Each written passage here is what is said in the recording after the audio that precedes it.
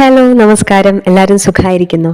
ഇന്ന് എങ്ങനെ ജോലികൾ അടുക്കും ചിട്ടയോടും കൂടി ആസ്വദിച്ച് ചെയ്യാം എന്ന് ഞാൻ കാണിച്ചു തരുവാണേ.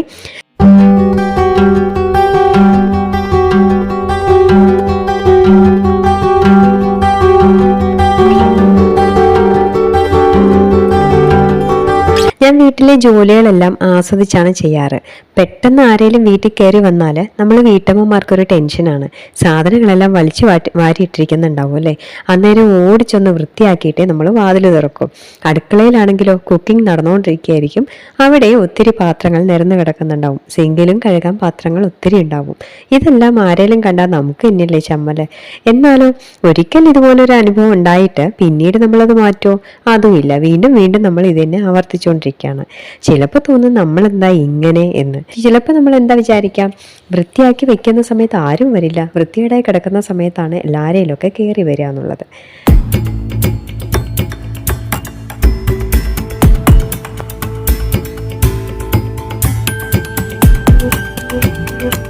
ഇതിനെല്ലാം കൂടി ഒരു പരിഹാരമേ ഉള്ളൂ.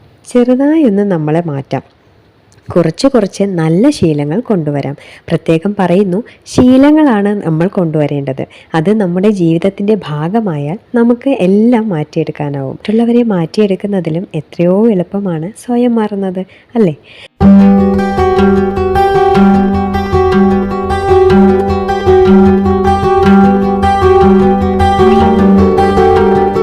ഞാൻ ഇതിനു മുൻപ് ഒരു വീഡിയോ ചെയ്തിരുന്നു, കിച്ചൺ എങ്ങനെ എപ്പോഴും വൃത്തിയാക്കി വെക്കാമെന്ന്.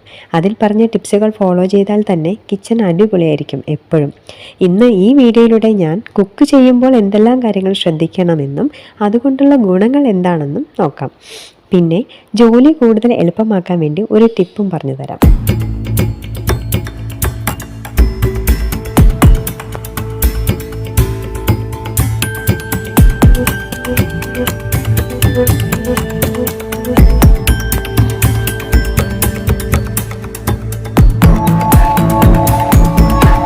ദോശയ്ക്കും ഇഡ്ഡലിക്കും അരയ്ക്കാൻ വേണ്ടി അരിയും ഉഴുന്നും വെള്ളത്തിലിടാൻ മിക്കപ്പോഴും മറക്കുന്നവരാണോ നിങ്ങൾ? എങ്കിൽ ദാ ഇങ്ങനെ ചെയ്തോളൂ. എനിക്ക് നല്ല മറവിയുള്ളൊരു പണിയായിരുന്നു കേട്ടോ അത്. അതുകൊണ്ട് ഞാൻ അരിയും ഉഴുന്നും വെയിലത്തിട്ടുണക്കി പൊടിച്ചു വെച്ചു. ഇപ്പോൾ ജോലി ഒത്തിരി ഈസിയായി. അരിയും ഉഴുന്നും ഉണക്കി മില്ലിൽ കൊണ്ടുപോയി പൊടിച്ചു വെച്ചു. ആവശ്യാനുസരണം ആ പൊടികൾ ഒരു 10 മിനിറ്റ് ആവശ്യത്തിന് മാത്രം വെള്ളം ഒഴിച്ച് കുതിർത്ത് 10 മിനിറ്റിന് ശേഷം മിക്സിയുടെ ജാറിലിട്ടൊന്ന് കറക്കിയെടുത്താൽ ദോശയ്ക്കും ഇഡ്ഡലിക്കുള്ള മാവ് റെഡി. അരിയും ഉഴുന്നും വെള്ളത്തിലിടാൻ മറന്നു പോകുന്നത് ഇപ്പോൾ ഒരു പ്രോബ്ലമേ അല്ല. ഒന്ന് ട്രൈ ചെയ്ത് നോക്കൂ കേട്ടോ. വീഡിയോയുടെ അവസാനം ഞാൻ ഇങ്ങനെ ചെയ്ത് ഉണ്ടാക്കിയ ദോശ കാണിക്കുന്നുണ്ട്. ടേസ്റ്റ് വ്യത്യാസമൊന്നും ഉണ്ടാവില്ല. സോഫ്റ്റ് ദോശ തന്നെ കിട്ടുകയും ചെയ്യും. ഇഡ്ഡലിയും ഇതുപയോഗിച്ച് ഉണ്ടാക്കാം. വെള്ളത്തിൻ്റെ അളവ് മാത്രം ഒന്ന് ശ്രദ്ധിക്കണം. വെള്ളത്തിന് നമ്മൾ ഇഡ്ഡലി മാവിന് വെള്ളം കുറച്ച് കുറയണം. ദോശയ്ക്കാകുമ്പോൾ കുറച്ചൊന്ന് കൂടിയിരിക്കണം. അപ്പോൾ ആ വെള്ളത്തിൻ്റെ അളവ് മാത്രം ഒന്ന് ശ്രദ്ധിച്ചാൽ നമ്മൾ സാധാരണ ദോശമാവും ഇഡ്ഡലി മാവും ഉണ്ടാക്കുന്ന പോലെ തന്നെ ഈ പൊടി വെച്ച് നമുക്ക് ഉണ്ടാക്കാനായിട്ട് സാധിക്കും.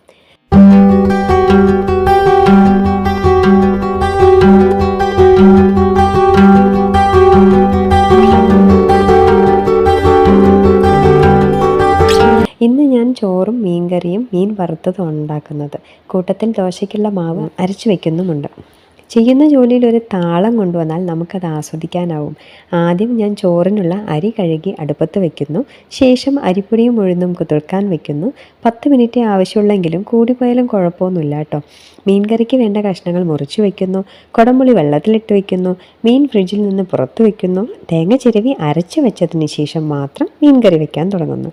ഇങ്ങനെ ഒരു താളത്തിൽ പണികൾ ചെയ്യാം. പെട്ടെന്ന് ആരെങ്കിലും കയറി വന്നാലും ഒരു കുഴപ്പമുണ്ടാവില്ല. കുക്കിംഗ് നടന്നുകൊണ്ടിരിക്കുവാണെങ്കിലും ആവശ്യമില്ലാത്ത ഒരു പാത്രവും പുറത്തുണ്ടാവില്ല. സിങ്കും എപ്പോഴും ക്ലീൻ ആയിരിക്കും. കറി വയ്ക്കാൻ എടുക്കുന്ന സാധനങ്ങൾ ആവശ്യം കഴിഞ്ഞാൽ അപ്പോൾ കിട്ടുന്ന ഗ്യാപ്പിൽ ക്ലീൻ ചെയ്ത് യഥാസ്ഥാനത്ത് വെക്കുന്നത് കൊണ്ട് കൗണ്ടർ ടോപ്പും സിങ്കും എപ്പോഴും ക്ലീൻ ആയിരിക്കും. ഇങ്ങനെ ശീലിച്ചാൽ ആരെങ്കിലും വന്നാൽ കിച്ചണിലോട്ട് കൊണ്ടുവരാൻ നമുക്ക് തോന്നും.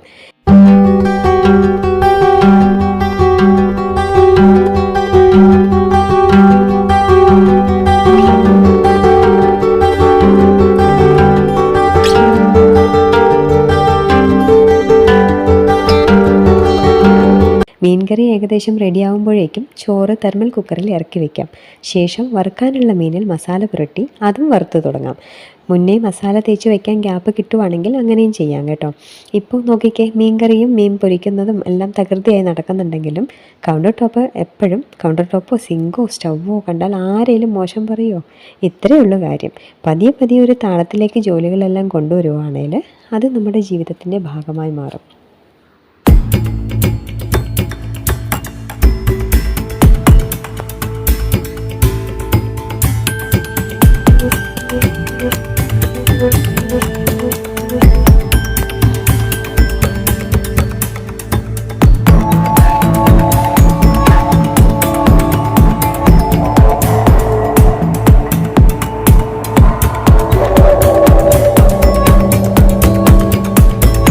ക്ലീനിങ്ങിന് പ്രത്യേകം സമയമൊന്നും ആവശ്യമില്ല. നമ്മൾ ചെയ്യുന്ന ഏറ്റവും വലിയൊരു മിസ്റ്റേക്ക് എന്ന് പറയുന്നത് തന്നെ നമ്മൾ എല്ലാ ജോലികളും ചെയ്തിട്ട് അവസാനം ക്ലീൻ ചെയ്യാമെന്ന് വിചാരിക്കും. അത് നമുക്ക് വലിയൊരു ബേർഡനിങ് ആയി മാറുന്നൊരു കാര്യമാണ്. അതായത് ക്ലീനിങ് നമ്മൾ ഈ ജോലി ചെയ്യുന്നതിൻ്റെ ഇടയിൽ കിട്ടുന്ന ഗ്യാപ്പിൽ ചെയ്യണം. കൂട്ടത്തിൽ നടക്കേണ്ടതാണ് ക്ലീനിങ്. എല്ലാം കഴിഞ്ഞ് അവസാനം ക്ലീൻ ചെയ്യാമെന്ന് വിചാരിച്ചു കഴിഞ്ഞാൽ ഒന്നും നമുക്ക് ആസ്വദിക്കാൻ പറ്റില്ല. എല്ലാത്തിനും അടുക്കും ചിട്ടയും ഉണ്ടാവുകയും ചെയ്യും. മറ്റുള്ളവർ നമ്മളെ റെസ്പെക്റ്റ് ചെയ്യും. നമുക്ക് തന്നെ സ്വയം ഉള്ളിലൊരു സന്തോഷം വരും. നമ്മളെല്ലാം വൃത്തിയായി ചെയ്യുന്നുണ്ടെന്ന് വിശ്വാസം വരും.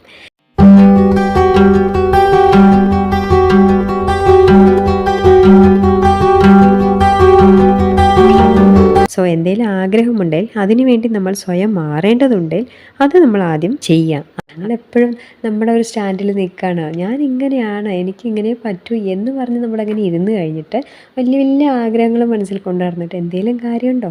ഒരു കാര്യം ഉണ്ടാവില്ല. നമ്മൾ ആഗ്രഹിച്ച പോലൊരു ജീവിതം കിട്ടാതിരിക്കുമ്പോഴാണ് നമുക്ക് ജീവിതം ആസ്വദിക്കാൻ പറ്റാതെ ആകെ മടുത്തു പോകുന്നത്, അല്ലേ? കുഞ്ഞു കുഞ്ഞു കാര്യങ്ങളിൽ നമുക്കൊരു ചിട്ടയൊക്കെ കൊണ്ടുവന്നിട്ട് ജീവിതം നമ്മുടെ ഇഷ്ടത്തിനനുസരിച്ച് അങ്ങോട്ട് ആസ്വദിച്ച് ജീവിക്കും.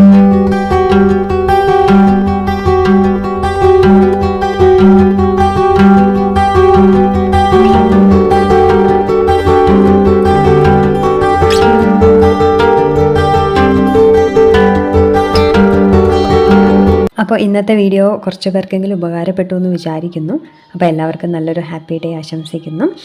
എല്ലാവർക്കും നല്ലൊരു ക്ലീനിങ് റൂട്ടീൻ ഉണ്ടായിക്കോട്ടെ. അപ്പോൾ thank you so much for watching. മറ്റൊരു നല്ലൊരു വീഡിയോയുമായി ഉടൻ കാണാം.